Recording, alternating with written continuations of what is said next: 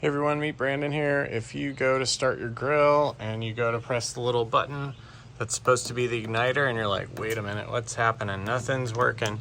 This is on the Next grill, but it's very common on tons of grills. You're thinking, oh, I gotta go under here and I'm fiddling with all this stuff. Nope. And first of all, turn on your gas and check it, but nothing's working. Oh, hey, how'd that happen?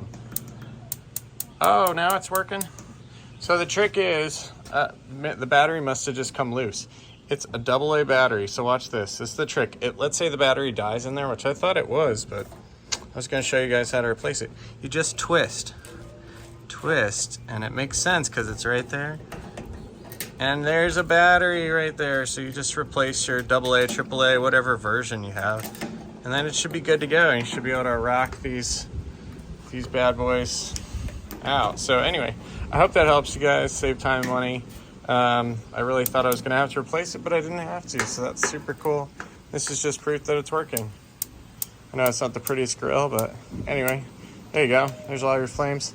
So hit the thumbs up, hit subscribe, that was helpful. How to change a battery on a gas grill.